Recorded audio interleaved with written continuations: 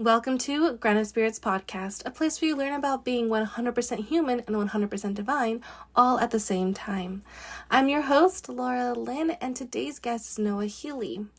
Noah Healy is a market designer and a game theorist working on better economic systems.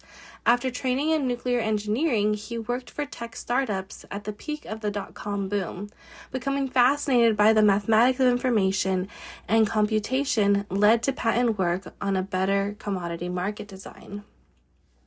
So in this episode, we are going to dive so deep into math. So whether you're a math lover or a math hater, you're going to love this episode because we talk about math as something that is human and divine at the same time.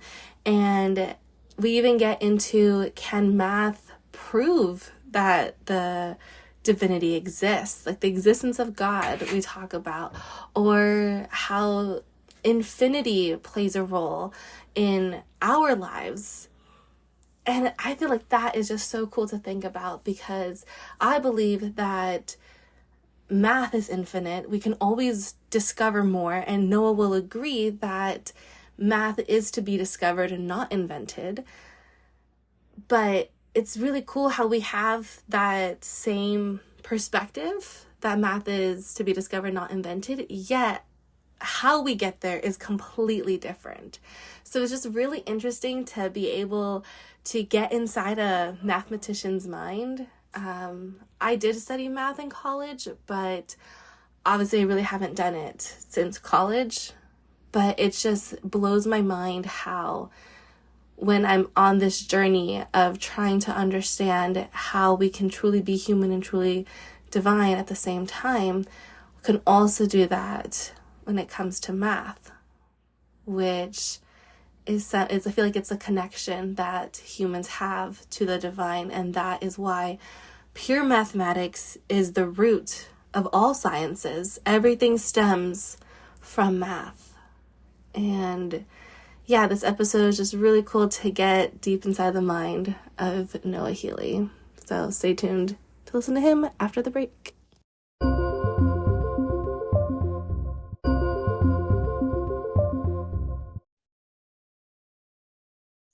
Welcome, Noah. So glad you could join us today. So I'd love to just jump in right away and talk about your journey with math, your journey with the spiritual, just like how did you get to this place in your life right now? Well, studying math has been part of my life basically since school. And that's just a thing that's been the part of school that I was always the best at. Once I got out of school and into the professional sphere, I was programming computers, which is not something I'd studied. And so in addition to learning the language that the company I was working for used and the systems that they were building and figuring out those intricacies, I was also reading the reasoning behind those things to understand them more clearly. And that led me very quickly to the mathematical papers that actually underlie computers and how they work. And that was not a sector of math that I had seen much of up to that point. But it was really beautiful and profound. And so it became a large part of my life to study that mathematics. And in terms of sort of motivation for learning, I mean, like I've always enjoyed learning, but just from very early on, I was a big reader, mostly fantasy and science fiction, and those stories really emphasize a mastery as a critical part of the character development for the hero's story. They always have something they have to gain in themselves in order to actually succeed. And I think one of the one of the clearest expositions of this that I was first introduced to was in The Phantom Toll Booth, where Milo is just this sort of bored kid at loose ends, and he gets into the kingdom of learning and goes on this fantastic journey, and it's ultimately impressed upon him that gaining knowledge is a personal journey, but it's also a global project, and so it's worth it ultimately for you personally to learn a new true thing, even if you can never communicate that to anybody, because that increases the fund of discovered true things in the universe, basically, for you to do that. Yeah, it's so funny that you bring that up because that was actually one of my would you rather questions. So I could just ask you it now, even though you kind of already answered it. But the question was, would you rather be able to understand infinity, but you couldn't explain it to anybody else, or study it all your life, never understand it, but you could share all your findings? So would you, yeah, go ahead. Uh, I have a very interesting relationship with infinity, actually, and and uh, I'm not sure that it could be understood, but I would definitely prefer the understanding, um, even if I couldn't talk to anybody about it, because I've been giving up being able to communicate what I'm working on as a sort of gradual thing for decades now. If I was unwilling to pursue things just because I couldn't talk to the people around me about them, my life path would have been very, very different indeed. So actually, that's a really interesting point of view. So what has been the motivation then if you aren't able to like okay so with expressing yourself, so that's what like this podcast is about. It's about being able to show up as your true self, but right now you're talking about not being able to talk about what a big part of your life is. So how do you navigate that? Well, you can talk about it. It's just not quite as effective. So that's the thing. I think this is about becoming your true self, becoming effective, and and the to some extent it's on the rest of the world to be able to come along, because what I see as the goal and the duty is to deal with what's real. Um, we see a lot of things these days where fantasy has overtaken uh, actual policy, where people are just sort of wishfully thinking about what would be nice or fun or something like that, or even just some like duty that doesn't seem to actually be rooted in anything sensible at all, uh, and then forming entire movements and devoting ourselves to sort of marching down what I don't even understand what it could possibly be at that point. Uh, so finding things that are real to do is difficult enough, and if you're the only person who can be doing them, then at least somebody's doing them, and if you can bring other people along, then at least you're bringing other people along towards doing something that's actually useful and real.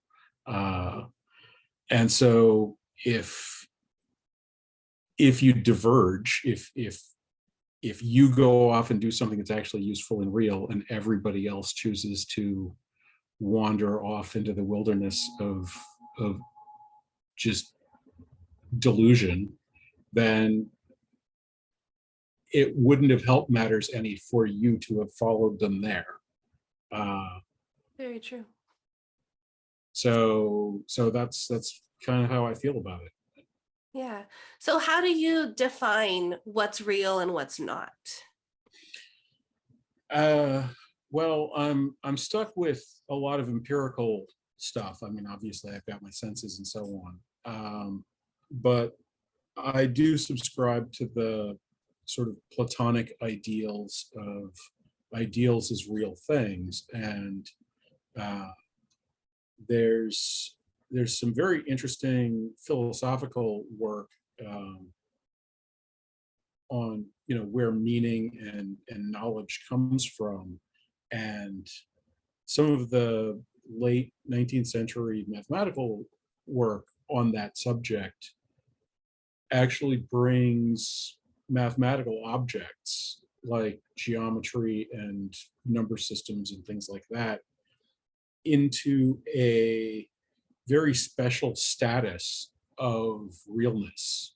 Um, because even if you're a pure rational materialist, uh, if you exist in a world that you're perceiving that has multiple particles in it, then numbers are an automatic presupposition of those multiple particles. So if you live in a universe like ours does that has trillions of protons in it, then that number, and by implication all of the integers between 0 and that number, also must exist in describing those things, and considering the connection between those numbers and the various operations that are possible in those numbers. Other much larger numbers also become automatically real under those circumstances, because you can talk about orderings of those numbers or computational systems developable from those numbers. There's a concept called a Matryoshka brain, which is like a black hole for computers. It's how much computation can be done by mass if every quantum state of that mass is engaged in a single computation. And it's really difficult to even wrap your mind around what the capacities of a Matryoshka brain are. If we were able to convert the mass of the Earth, actually, if we were able to convert the mass of a microchip into a Matryoshka brain, it would exceed the total computational power of not merely every computer that's ever been built, but like every neural system of every living thing that's ever existed on Earth. Um, That's incredible. So as you're speaking, there's like my mind just going in so many different ways. So I want to bring it down into talking about, we talked about a little before the show, that numbers are discovered, not invented. So could you get a little bit into that in talking about that? Well, you're talking like numbers are real, but the way that I would view numbers is that they're like symbols for something else. So it's kind of like a metaphor, like when you're talking about, like when you're talking about reading and stuff, like we have these hero journeys that are metaphors of what actually happened in a person's life, but it feels like it's going out into this whole adventure. So what are your thoughts on that? well, so let's start at the beginning then. So let's think about some set of objects that, being a set of objects, has some cardinality. So there's some number of things in this set of objects. So let's say that number happens to be 8. Sure. Okay. Well, could a set exist that has more objects than that? Maybe not, but sets could exist that have fewer numbers than that. So we could remove one of those objects and have a new set that would have 7 objects in it. So we have 8 and we have 7. We now have a relationship between 8 and 7, and we can draw up that relationship all the way down to 0. And when we get down to 0, we can't remove any objects from the set anymore. So we've got this kind of downward decrementing relationship. But we can think about inverting that relationship. We can count up. And since we can count up, even though there isn't a 9th object in our set, and maybe we can't even imagine a 9th object, any more than people can sort of imagine a fifth dimension or stuff like that. Our basic operation, our increment operation, allows us to count. And so we can just count, we can count up. So 9, 10, 11, all that stuff is now real. But let's think about this a little bit more. So we know how to count by 1, but what if we wanted to count by a number? What if instead of counting up 1 at a time, we've got all these other numbers? What if we counted up 2 at a time, 3 at a time? Well, that is getting us into addition now. We can think about the number 7, and then we can think about counting up by 5s and adding a 5 to the 7 and getting a 12. But we've just invented this operational concept of repeating a known operation. So let's think about that. We can multiply, but we can't just multiply, we can also exponentiate. And we can't just exponentiate, we can go beyond exponentiation to serial exponentiation. So 3 to the third power is 27. 3 to the third power is 3 to the 27 is like 7.3 trillion or something like that.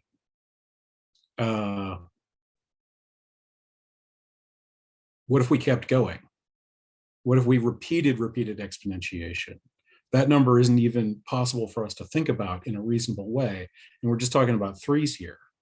So we stack up a pile of 3s and get that, 7+ trillion number. And now we stack up a pile of 7+ trillion 3s in an exponentiation tower and start evaluating that. And suddenly we've got something that for most people, we can't even imagine. And we never had to get past 3 to get here. And that sequence, I didn't make that up. That's something called the Ackermann sequence that was developed in the 1800s to demonstrate that human beings, we thought that we'd figured out the full compass of computation. And Ackermann invented this sequence as something that couldn't be computed using the techniques that we believed fully encompassed computation. So what we're doing here is looking at how it's possible to think about things, how it's possible to manipulate symbols to link them together in ways that are meaningful for themselves. And numbers are the easiest symbols to so manipulate. But as you point out, with stories and the hero's journey, there are other powerful symbols that we interact with and that we can also use these sorts of tools to manipulate and make sense out of. And that is the mathematics of computation. It is the complete set of symbol manipulation operations that are possible, period. So I wrote a book called Monterey, and that's when I kind of brought it up with the whole journey. Like, that book is a reflection of my real life, but obviously in that it's very fantastical, where I go off in all these different dimensions. But there's a part where I talk about these branches and like there's different timelines. And so when you were talking about the different permutations, I'm like, that's literally like how our lives are, that there are millions of permutations. Because if we do a permutation of, like, let's say a phone number, there are so many phone numbers just of 7 digits, but now we have like a human life that has way more than 7 possibilities. And the permutations of those numbers, there's so many infinite ways that your life could go. Yes. One thing to kind of bear in mind, if you take a standard deck of 52 cards and shuffle it thoroughly so that it's really pretty fairly randomized, the odds are quite good. And by quite good, I mean basically absolutely certain that no deck of cards has ever or will ever again be in that order. Oh my gosh, that gave me chills. Wow. So something like some, I feel like that's trivial, like something so trivial, if that has so many possibilities, like then look at our lives. And then you made me think about like chess, that it's kind of the same thing, that there's so many different ways that you can move the pieces that you're never going to play the same game of chess twice. Yeah. In fact, there's numerous fairly popular chess YouTubers now that review sort of impressive games of various types. And one of the key things is pointing out the point at which a game has deviated from the entire history of games. And most games apparently do that within the first half dozen moves. Wow, that's incredible. So yeah, just like really cool to think about. So, but I wanted to go back to like the mathematics. So you were talking about like the different exponents and everything. So um obviously we know that just if you have an x, there's like a straight line, and then if you square it, then it becomes like Well, a parabola. a parabola. Thank you. And then you could also like go to the third and fourth and all these different ones. And so when I was taking these math classes, my professor said that like the fourth dimension is, you can see it like the wind or something that we can't see, but that is still part of this like physical world. But now that you brought it up, that you could go up to infinity, right? So of all You can these go other kinds of past. dimensions. Oh yeah, so yeah, because you could then do like the exponent of Yes. In fact, infinity. that's my sort of interesting relationship with infinity. There's a guy, another 19th century mathematician named Georg Cantor, who did work on kinds of infinities and characterizing infinities, starting with what he termed countable infinite sets, which were the smallest possible infinite sets, and then other infinite sets that were larger. And his basic tool, and this is something that's actually relatively easy to understand, is that if you couldn't count, you could still compare the size of sets with matching. So I have if heard that. you Yeah. if you were like having a dinner party and you need to know whether or not you had enough chairs, one thing you could do is count up the guests and count up the chairs and check which number's higher. But another thing you would do is just sort of have everybody sit down and check and see if there's somebody that can't get into a chair or if there's an empty chair left over. And if neither of those things are true, then you've got the right number of chairs. You don't have to know, you don't have to be able to count even to do this. So he said, well, this should be true in general. If I can take a set or a subset of a set and match every single element in some other set, then that first set can't be smaller than that second set. Yeah. And if I can't make it, then it can't be bigger. So if you can create a relationship where one of them can't be smaller and the other one can't be bigger, then the one that can't be, is bigger. And if you get them in both directions, then they're the same size. And so he started thinking about the infinite set of sort of counting numbers like 0, 1, 2, 3, 4, those types of numbers, and comparing them to the infinite set of real numbers that are on the continuum, that type of thing. Or another idea he had of power sets, so the set of all the subsets of a set of numbers. And so what he proved is that if you took a power set of an infinite set, you would generate a new infinite set that was strictly larger than the first infinite set. Wow. So And yeah. that was actually critical knowledge for me in my patent process, because there was a patent these guys had submitted.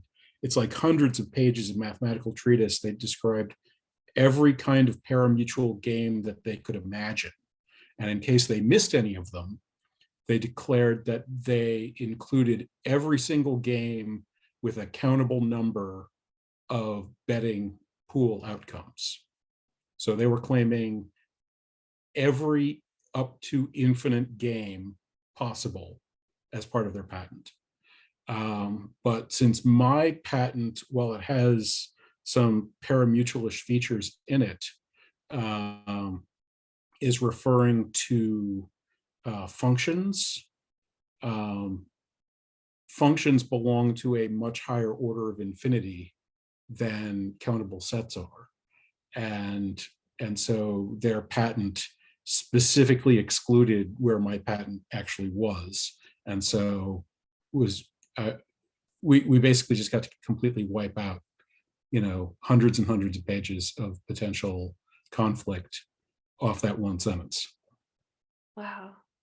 That's such an interesting concept, though, to think that there are more like larger infinities and smaller infinities, but they're all called infinity. So going back to back to my example of like the one line compared to like a 2D, like a plane versus a 3D world, and then we have like the fourth and fifth dimensions. You mentioned it earlier, so I was wondering, like, what are your thoughts about other dimensions, not of this like physical earthly plane?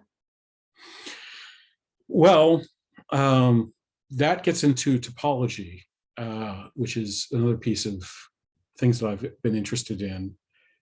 One of the things that's very interesting in topology is that very high dimensional spaces become very boring, because there's so much freedom of action that interesting things can't happen anymore. So, for example, if you have a piece of string laid out on a table and you're going to stick that string to the table, you can't tie a knot in it because you can't cross the string over itself. It's stuck in the table. But if you pick the string up, then you can tie knots, and many, many different kinds of knots in it. But if you had access to a 4D box where you could put the string inside and there'd be 4 dimensions available in there, you wouldn't be able to tie a knot in it anymore. Because with the 4th dimension, there would always be a way out for any kind of knotting pattern that you could come up with. And every knot that you had would just unravel all by itself. So the 4th dimensional space turns out to be actually the most interesting space for something called manifolds. Manifolds are a generalization of planes, basically. And there's this sort of rule about the nature of how many manifolds that have certain properties that can exist. And the rule is that in 0, 1, 2, 3, 5, and like all other spaces, the number is 1. And in 4, it's infinite. Okay, yeah. And and and that becomes interesting because our present best understanding of cosmology comes down to Einstein, that described our universe as a 4D manifold. That's the whole space-time continuum. But we have an infinite set of candidate manifolds that exist within that space, which aren't locally distinguishable. So the ultimate shape of the universe, there are an infinite number of those choices, and we won't necessarily ever have access to the information that would allow us to distinguish the one from the other. Yeah. Wow, there's so much to think about there. Before I ask you, actually, I wanted to talk about Francis Collins' book about math being the language of God. So I wanted to get your thoughts about that before I ask the questions. Well, that's not really a new idea. Mathematics was referred to as the queen of the sciences, and in many things, it's sort of seen as a base. Philosophy has historically debated whether it or mathematics is preeminent. I think with the discoveries of the late 19th through 20th century of sort of the interconnectivity of these things, I think that debate is effectively pointless. Philosophy and what it's done with logic to the extent that it's true and useful, will connect through the mechanisms that have been developed by mathematicians and philosophers to arithmetic and geometry and other more esoteric subjects. And to the extent that it's just the delusional BS of a raving mind, which sadly much of it is, it's just another one of those problems that we have to deal with on our route to understanding.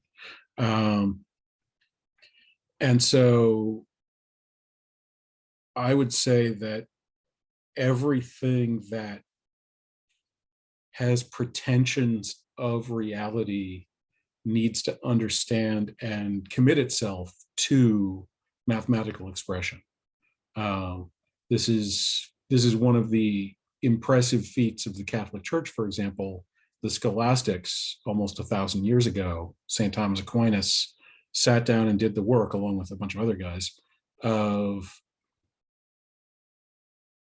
creating a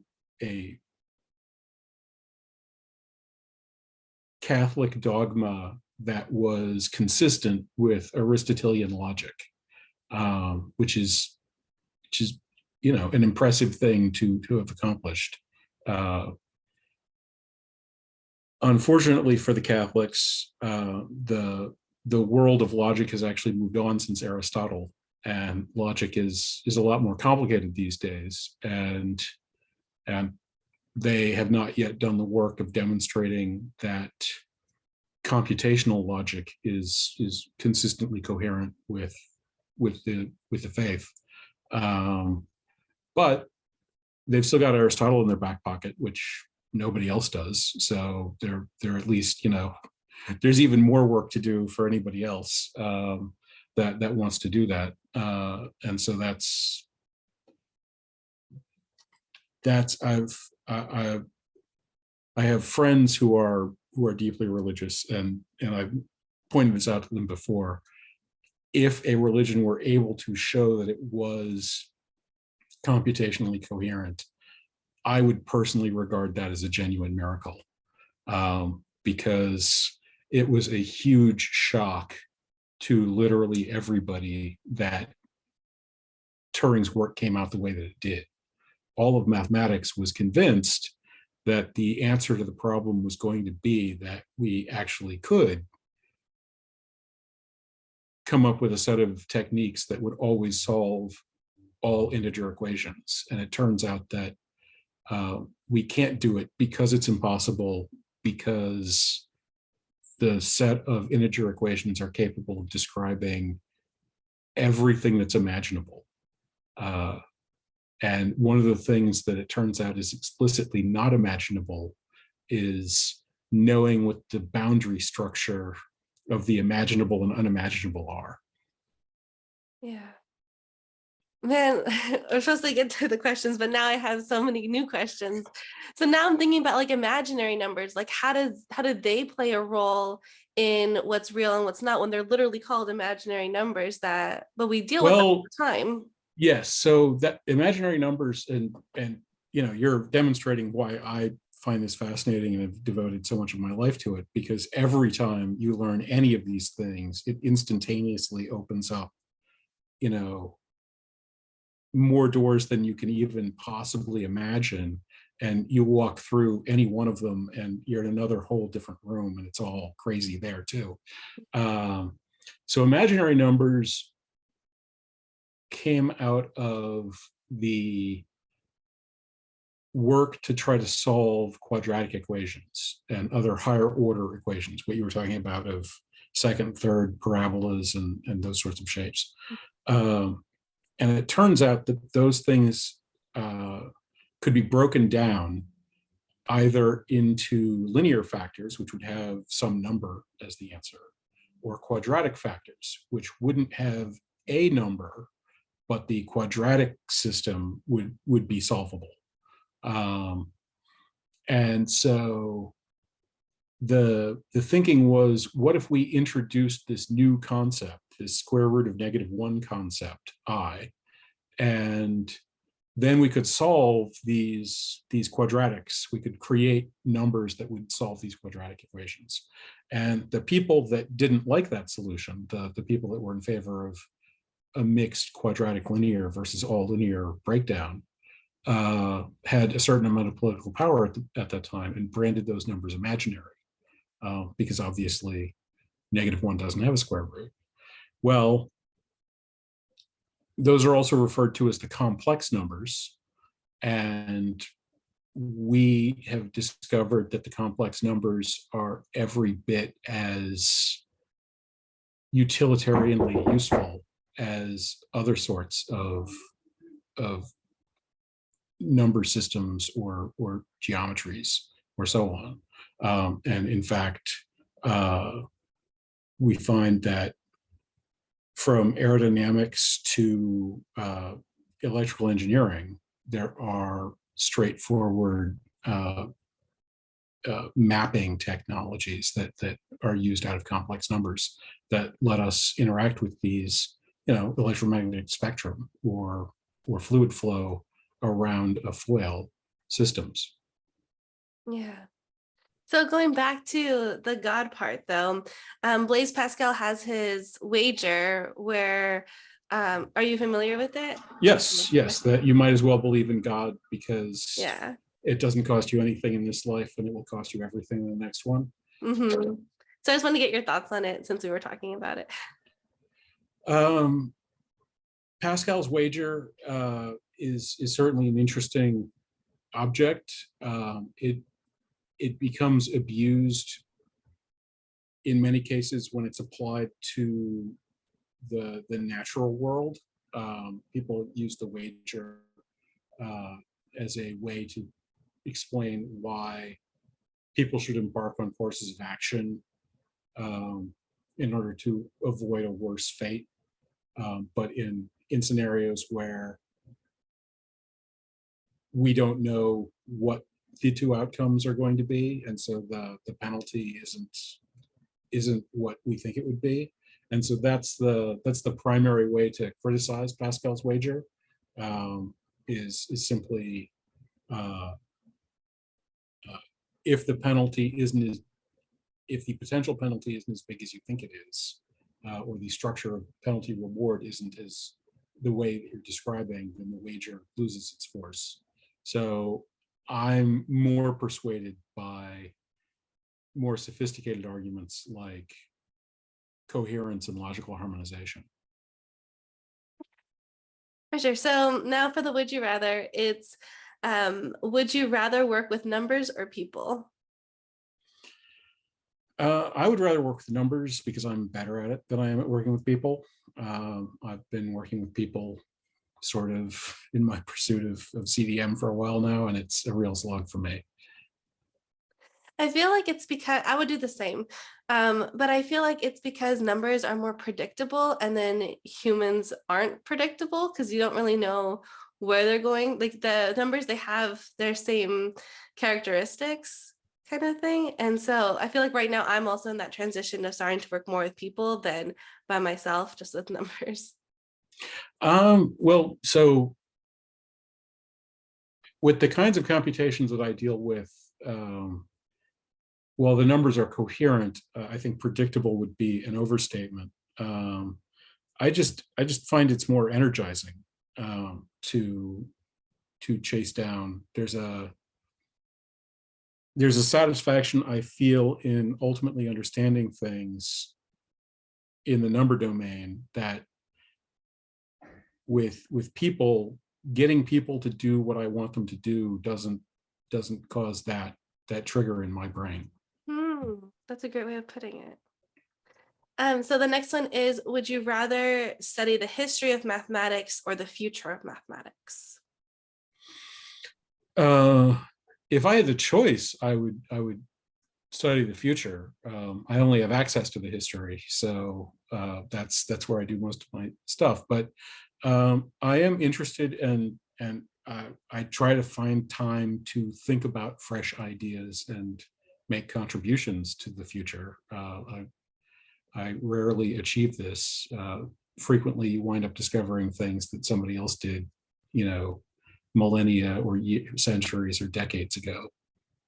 But I feel like there's like some joy in that too, because not with mathematics, I'm not a mathematician like that, but to have an idea and then read about it centuries before, I feel like it's really cool that you had like that same wavelength with that historical Oh person. yes, yeah, that's a real big one. It's pretty awesome when that happens.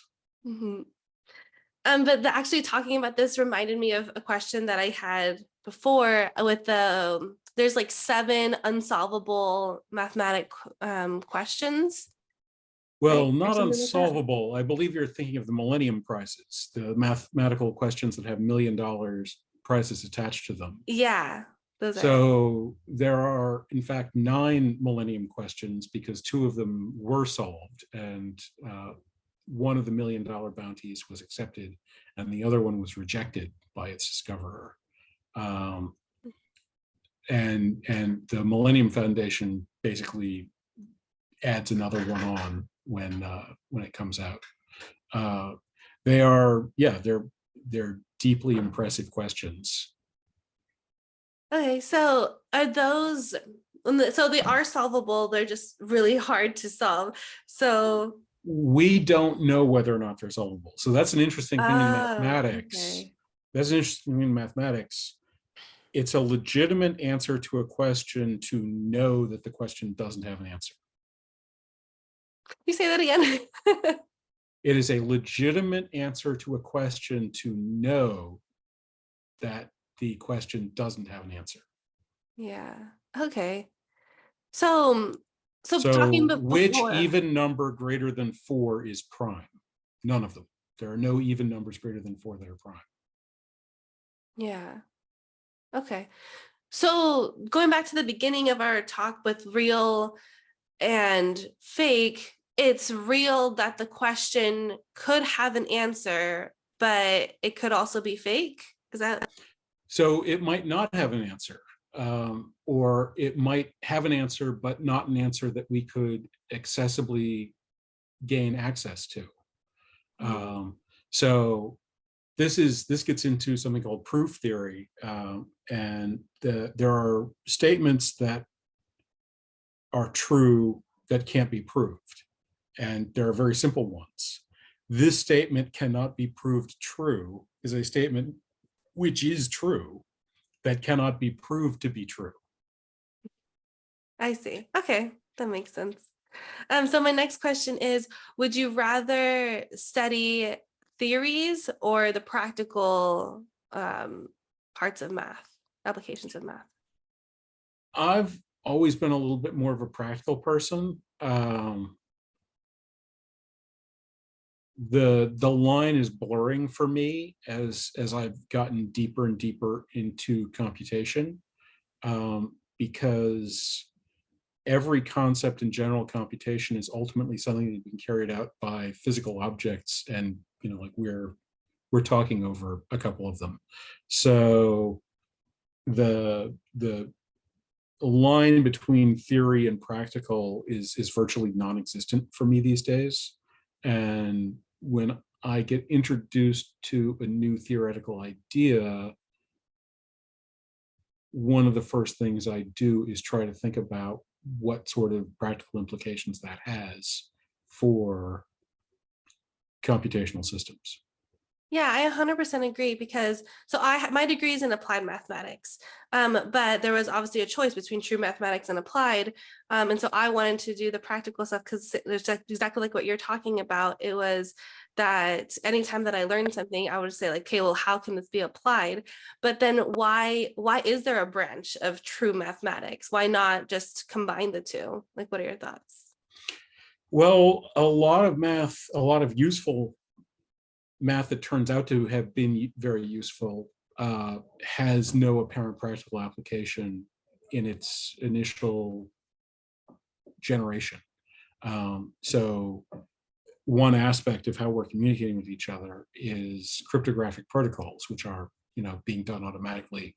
Zoom's encrypting the packets that are being flung around the internet for this conversation to happen. Well, cryptography turns out to be very heavily dependent on a branch of mathematics called number theory, which has been a popular pastime of the hyper intelligent for at least the last 2,500 years, and probably longer than that. The first practical application of number theory was cryptography in the 1970s.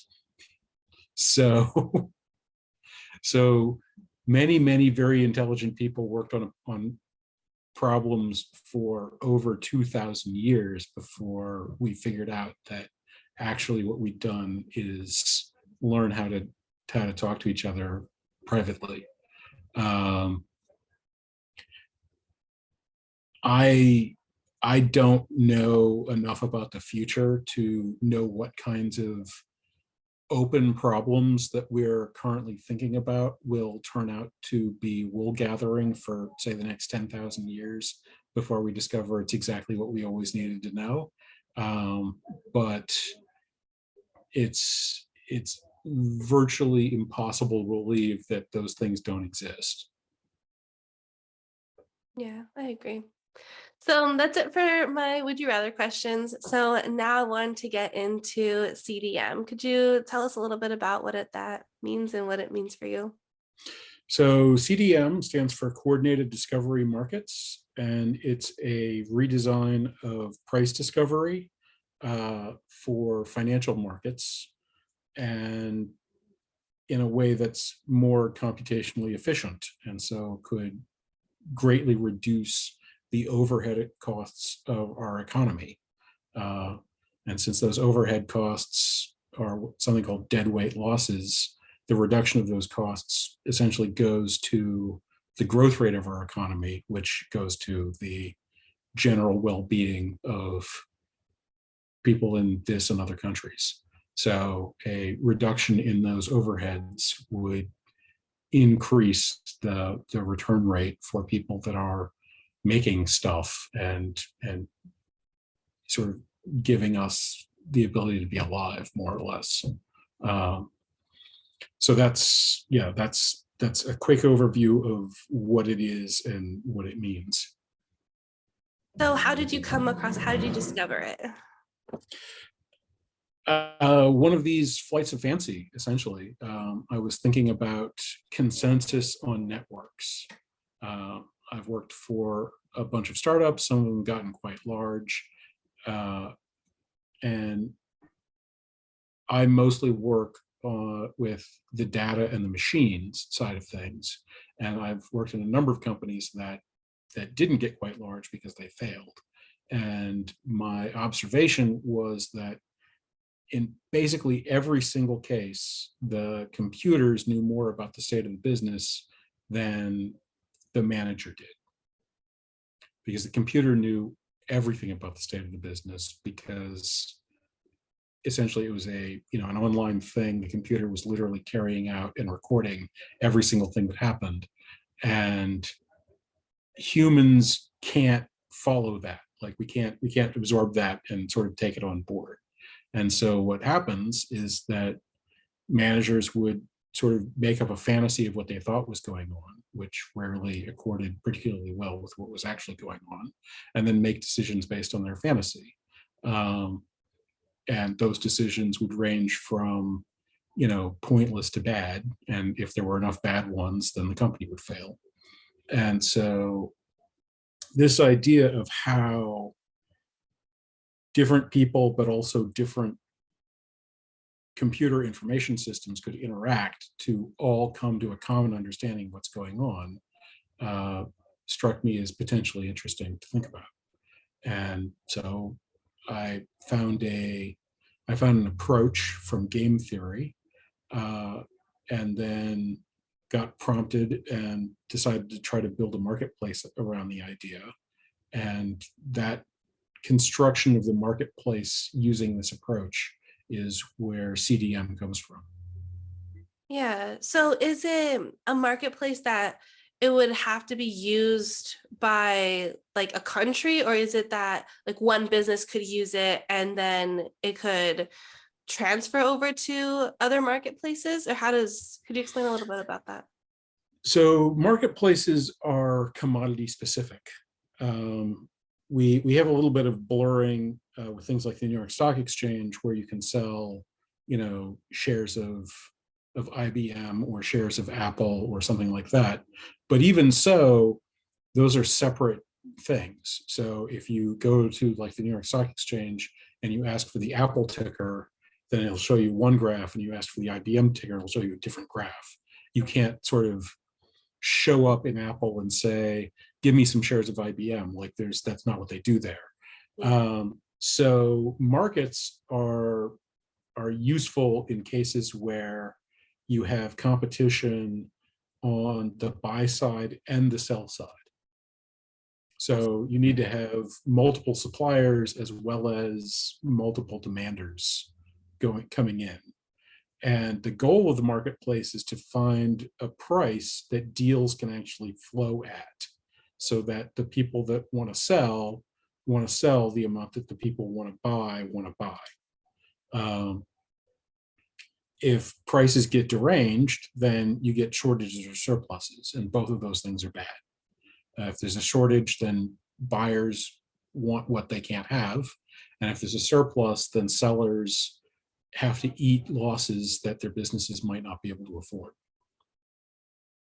So it kind of goes into the whole infinity thing that we're talking about. So the one set is the sellers and the other set is the buyers. And then we want to make sure that they each have like a seat at the table, like we were talking about.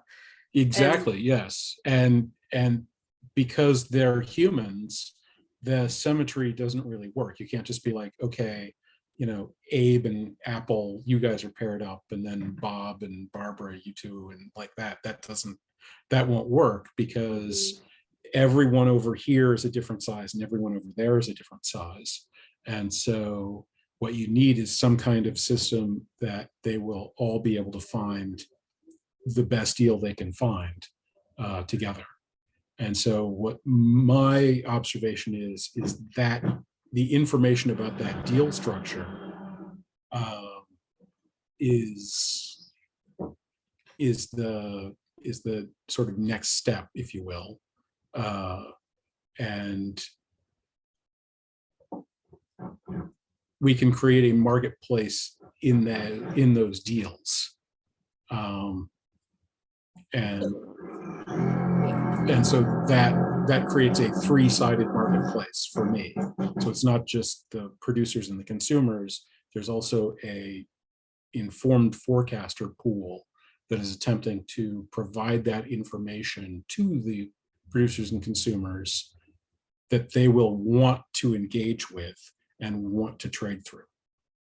I see. So it's kind of like a computer system that you can go in and check to see, do I need to make more of or less of if you're the consumer? And then like the buyer, you can like check in on the market to see how the prices are going. I guess I'm just a little still confused.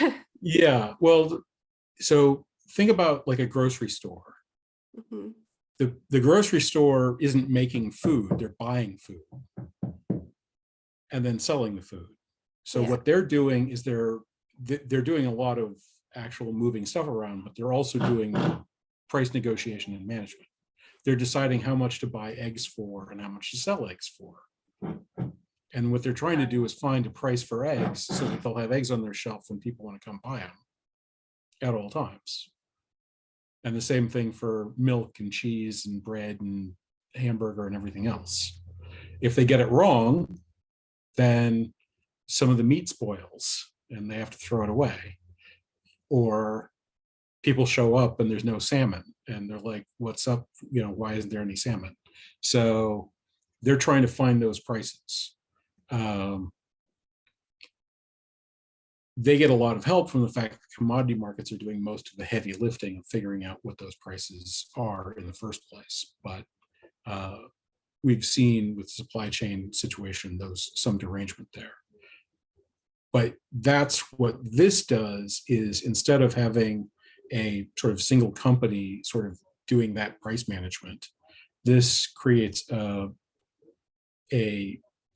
collective intelligence pool where people can put their own ideas about where prices ought to go into the system. All of those ideas can be integrated together into a system's best information, And then the buyers and sellers can partake in that system that has everything that they know, everything that everybody else knows, all integrated into it. Um, and then just keep going from there. So the system always knows what everybody knows because it's always in each person's interest to give all of their information to the system. Yeah, that makes a lot of sense. So it's by industry then. Yes, and actually even more specific than that, by product. So for example, the beef industry is almost a money loser, and that's because cows produce beef but also leather and milk, and milk is a very valuable industry. And so in order to get milk you have to have calves, so calves are overproduced, so meat is overproduced, so meat sort of runs as a loss in order to prop up the milk supply. Wow, I didn't know that. How interesting. So could it also be like if you're looking for a specific item and if you put your information in there that you want that item and then it would tell you like where the best price would be, or is it like overall trying to find the best price for all of the buyers and then the consumers so that they meet together? It's that second one. This is focused on commodities, and so the idea is to make that part of the economy operate more simply. Um, a lot of focus has gone towards services and brands and sort of creating more complex economic things for us to interact with, and that's one of the sources of kind of BS in the world that's making it harder for us to actually have worthwhile lives, because there's not much of a choice to actually be made in like sort of Coke versus Pepsi, for example. Yeah, I see that. Okay, yeah. So I'm starting to understand it a lot more. So for everyone that's listening, I will post a video where it explains it more too, so that you can understand it. Do you have say anything else about CDM? Yeah. Well, yeah, check out that video, or reach out. I've got a website at coredis.com. And you can also find me on LinkedIn, Noah Healy. I'm happy to connect with people. And if it tickles your fancy, I'm happy to talk to anybody about markets and mathematics. Awesome. Yeah, and I'll link all of that below as well. So my last question is, what do you think that the world needs more of in order to become a grounded spirit? So grounded spirit, I see it as like we need like that stability, like that masculine energy, like the mountains, but we also need to have like that flow, that creativity, as far as with the feminine. So what would you say that the world needs more of to have those two things? Um, I think we're on a search for values at this point. The the philosophical and physical breakthroughs of the 20th century more or less have invalidated the value systems that we built the institutions of our world on. Um, and we have not come to grips with that philosophically, and certainly not culturally and politically yet. And so that's the task for us, is building out morality, so that we have a foundation to then go on and build out, uh, sort of tertiary things like culture and politics and so on. I love that so much because I've been on this whole like journey of trying to find like the structure, because I feel like you can't have, like what you were saying before with the different dimensions, that it's not fun anymore when you can literally do anything. You need to have that structure in order to have a fulfilled life, to have that fun aspect. And so what you're saying, what I think you're saying, so correct me if I'm wrong, is that like you need this like this flow energy, this like feminine energy to then restructure how we view things, to have that baseline, to then have that like symbiotic relationship between the two. Well, I mean, human beings are what we are. So any working system will need to have male female roles No, imputed yeah. into it. But again, I'm talking like way down at just like the logic and reason level. We went from a world of the divine right of kings, where it was generally accepted that governments were ordained by God and therefore it was fine whatever they were doing, to this sort of freedom, self-determination American experiment, uh, where we felt that we could actually foundation these things on the sort of unassailable power of logic. But it turns out that logic has functional and important limits, and also holes, and is in some sense more holes than substance. Um, and so the the institutions that we have founded on that idea that we could build everything off of logic, they're broken. And those institutions are all of the institutions. So so working out what is and isn't possible for us as people, and also then as men and women, and then as other parts of what makes us us, all the way up to you know me as Noah Healy and you as Laura Allen. I don't know that we're nearly sophisticated enough to get that good, but if we did, it would be great. But just real baby steps are necessary, because the things that we have will fall apart, and we're watching them fall apart in real time, under the assault of the capabilities that we now have. 100% agree. All right. Well, thank you so much, Noah, for taking some time to talk with me. It's been amazing to be able to pick at your brain. And thank you so much. Thank you. And that's it. Thank you so much to Noah for sitting down with me and allowing me to pick at his brain. It was really magical to be able to get down to like the philosophies behind mathematics and how they play a role in our everyday lives even when we don't realize it. So that was incredible in and of itself. If you learned something or something resonated with you, please give this podcast a 5-star review wherever you listen to podcasts. And if you head over to Spotify, I have a question there for you. So I'd love some feedback. And yeah, just thank you so much for being here. Thank you again to Noah. If you want to learn more about Noah or myself, I'm going to put it in the link below. So that link will go to the website, where I will have a video about explaining more about CDM and how that works. So it'll all be there. More about Noah, like I said. If you want to connect with Noah, you can go to LinkedIn. I'm going to have all of those links on the website, which the link will be below.